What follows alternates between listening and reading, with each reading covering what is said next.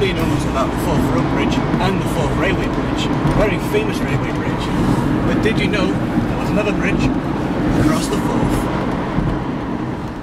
So this is the forgotten Forth Bridge, the Alloa Swing Bridge, which carried trains across it. The last one across was in 1968, and for a bridge that isn't really a bridge anymore, it's very impressive. And if you look right into the middle there, sort of the weird bit, that is the old swing section. And that used to let ships traverse up to Stirling. Now when this bridge was built, it was hated by the town elders of Stirling because they described it as a block to trade, and it was known as the Devil's Bridge for a while because 3 ships hit it during its working life. Some of the pillars out there are now made out of metal rather than the original stone, and that is because they've been struck and the bridge had to be closed for repair on those 3 occasions.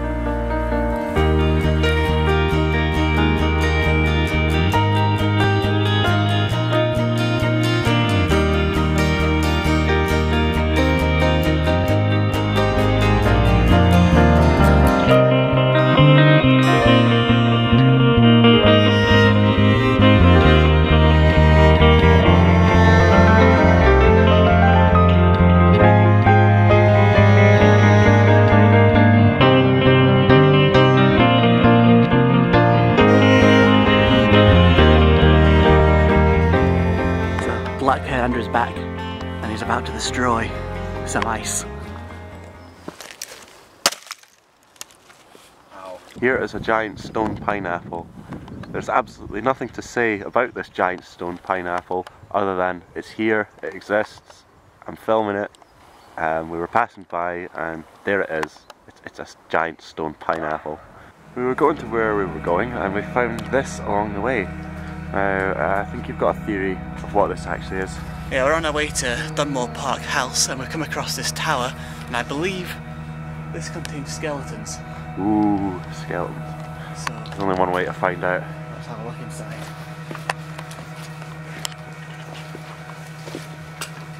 Yeah, definitely an old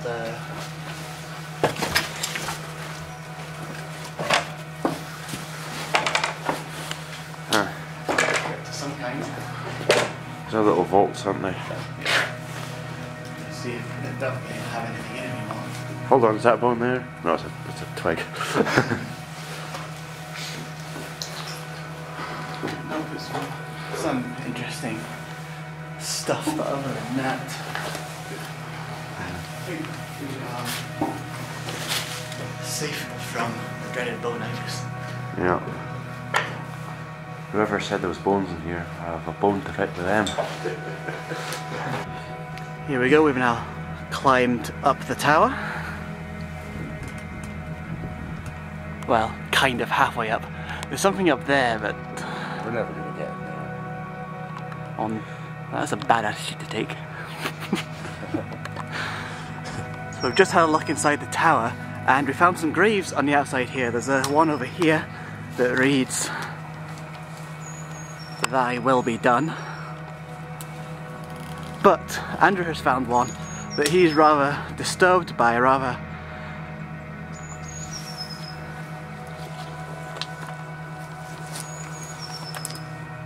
It's a grave for yourself. You're gonna die on the 10th of December when you're 61. What does this mean? Simon, tell me what it means. It means you're already dead.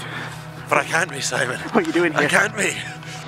Well, I'm guessing that could be the blonde Andrew's grave, I suppose. Blonde Andrew. Gone. But probably not forgotten. We're trying to find Dunmore Park House. We've been defeated. There's a barrier in the way. Oh no. Unless I go for something risky and extreme.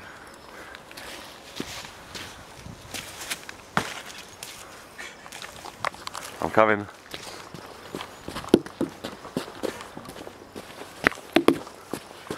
No.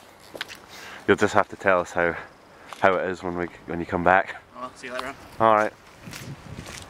We have found what we were looking for. This is Crawford Priory with a vengeance. Otherwise known as Dunmore Park House. Yep. I guess there's only one thing to do. Go home.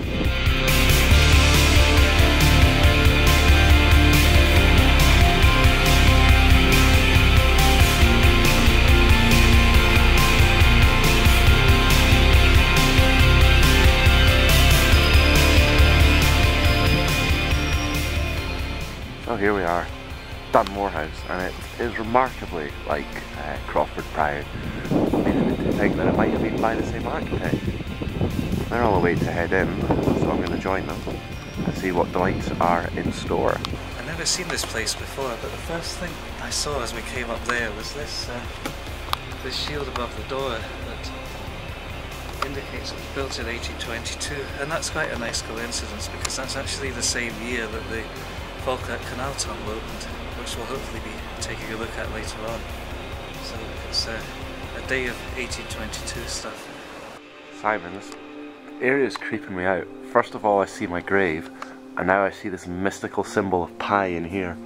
What is going on here? It's like some kind of paranormal shit. We don't believe in ghosts. We never know. will. Except for, you know, this ghostly weird light that's flying around, that's a ghost. A will-o-wisp, I think they call that. And now time for a very old segment we're bringing back called Photography in Action. Notice here how when Simon's taking a photograph, he doesn't have that horrible bowl cut that he had in the Glenn Lethnut video. That was nearly 5 years ago. Yep. Stay tuned for that, by the way. It's an important landmark date.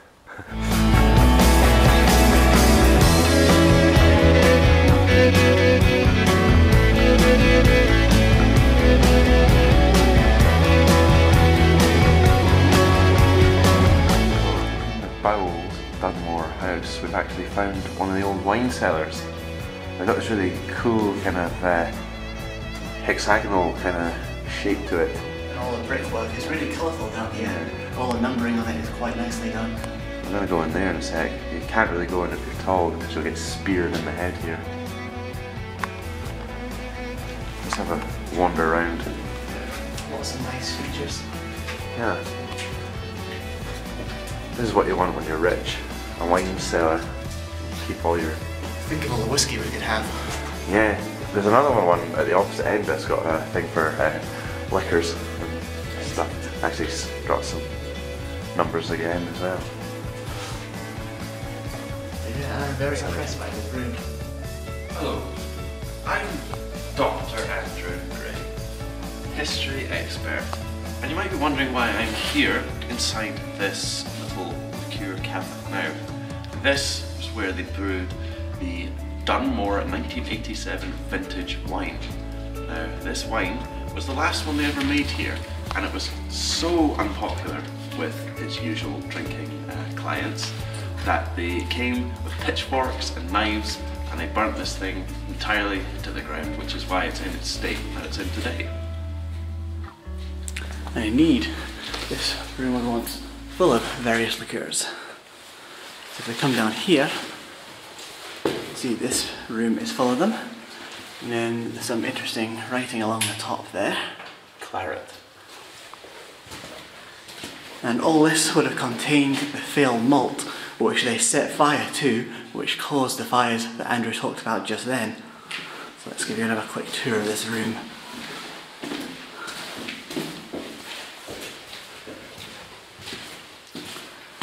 And that is us looking back through to the other side. So Andrew is going to attempt to climb in to this old oven or boiler or whatever it is through this tiny hole. There's no stairs for us to climb here, so this is about as action as we're going to get in this peculiar post-birthing process. And then you can see the inner workings of this oven. Do we need to pass you through the camera and stuff, and then I'll let you film it. Okay. Well, there's really not all that much to see in here. Someone's obviously been in, because there's a can of beer or something in there. These must just be the shells for the oven. Yeah, it's really not much more to it, so that's where I'll sign out. Here it comes.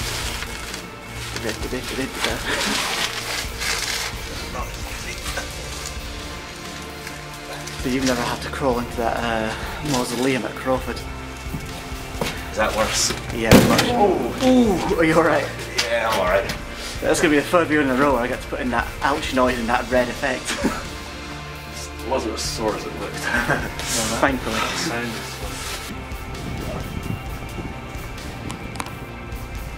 Well, that was Crawford Priory with a Vengeance, also known as Dunmore House.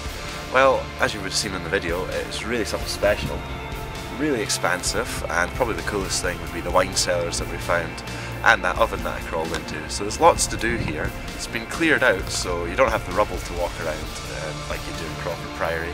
Although it does seem a little bit kind of, you know, like a fraction away from being opened as a historic Scotland site, you know, with placards and a £4.50 entrance charge. But as long as that doesn't happen, I think this is a real winner of a place, and I'm going to give it a thumbs up.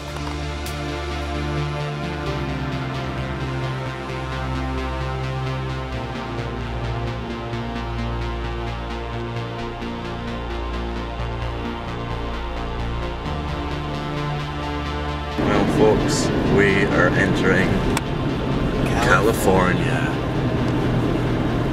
Wow. Isn't this exactly what you would expect from California? Yep. Not at all like Lamb Drive in St Andrews. Oh, we're about to enter the California Main Street. Oh yeah. California Circle. There's California Primary School. Where you can learn some American English instead of your usual UK English. Welcome to California, Scotland. The Sunshine Village. We've been immensely entertained by the fact this place sucks.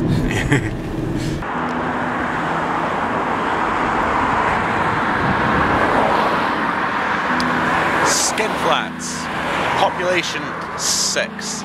It is one of the worst, most boring and, you know, disappointing towns that you'll find in Scotland. But the reason we're here is, of course, for its name. Now, the story that I heard about the name from Skinflats was it's actually a corruption from Old Dutch, when the settlers came here and they named this place Beautiful Plains. How that corrupted into Skinflats, I'm not entirely sure. But we thought this might be an appropriate place to introduce our new rating system. Now, we've done thumbs up, thumbs down, but that whole kind of it's either good or bad thing, it's just not working anymore, Simon.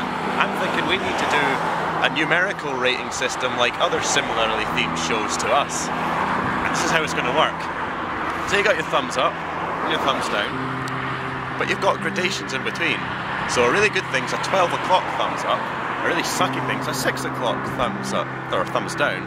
You get a 3 o'clock thumb, you can get a 2 o'clock thumb, you can get like a 5 o'clock thumb, and it's all just rated in those kind of 6 numbers. And we don't discriminate, because if you're left-handed, you can go for a 9 o'clock thumb, or a 7 o'clock thumb, or an 11 o'clock thumb, depending on what you want to go for, but it's all the same to me. I'll tell you what I think of your thumb idea.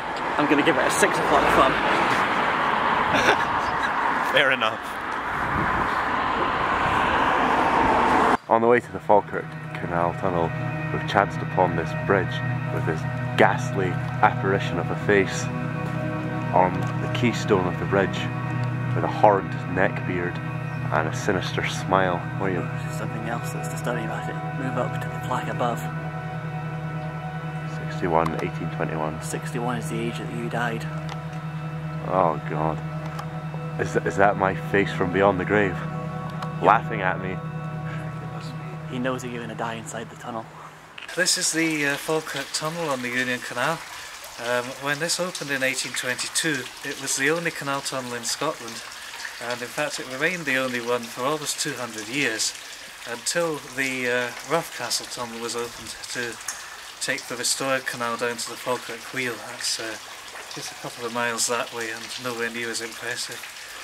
So this is almost 700 yards long, and although it's lit inside now, it's quite impressive because it has a very cavernous interior of bare rock throughout most of the length of it, so it's well worth a look inside.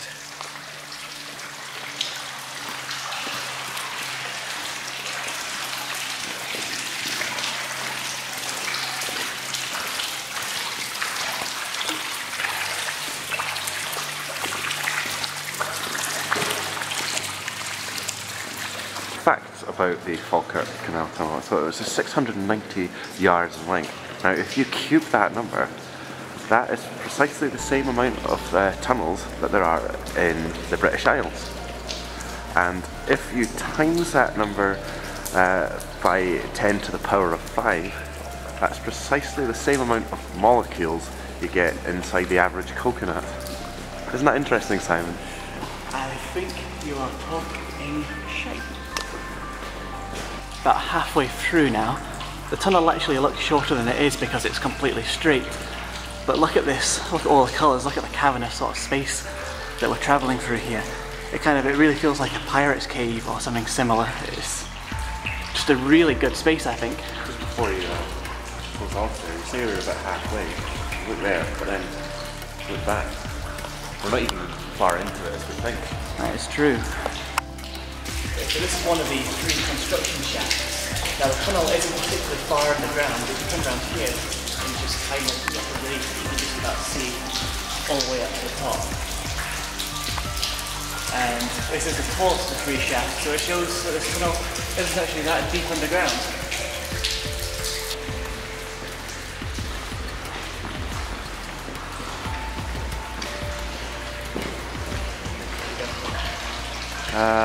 Well, somehow a pigeon just made its way in here. I don't know. It looks like an odd sort of pigeon with a yellow beak and black feathers. I think it's a sorry pigeon. It's flying towards the light. Oh, there it goes. It might be a duck. A what? A coot, maybe. A coot or a duck. Or it's gone out of focus anyway now. So this here is known as the Haunted Wall because of all this ghostly ectoplasm, which... This is an amazing calcite display. I mean, there's just loads of it. It's all these really great shapes to it. Paranormal calcite. But in all seriousness, yeah, it is.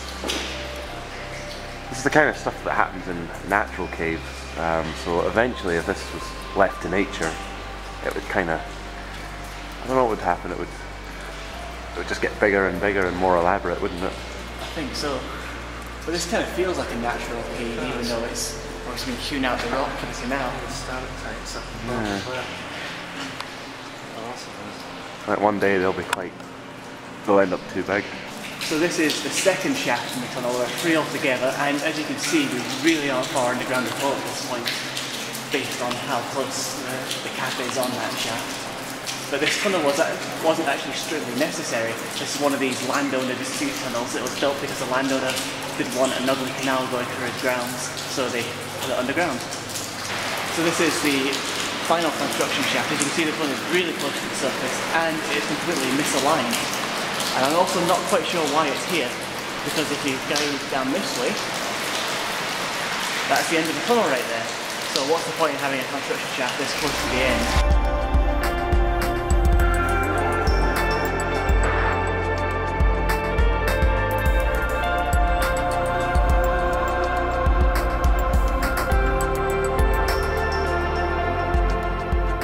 So that was the Falkirk Canal Tunnel. A really interesting tunnel, loads of great shapes, colours, things to see inside. And it's a public footpath, so you can go into this one, there's no problems with entry or anything like that. So definitely gets a thumbs up from me, and in fact the entire day does, because we've seen an old bridge, we've seen Dunmore House, which was great, and we found a couple of other wee bits and pieces that I've really enjoyed seeing, so great day out. It gets a 3 minutes past thumbs up from me. Isn't that 12 o'clock fam? That you just gave it. 3 minutes past 12. So, I see. Oh wait, no, I'm using left hand, sorry, 57. According to my crappy ratings. Yeah, that's why we're never doing the fun rating, ever. Oh, what? There's only one thing to do now. Oh!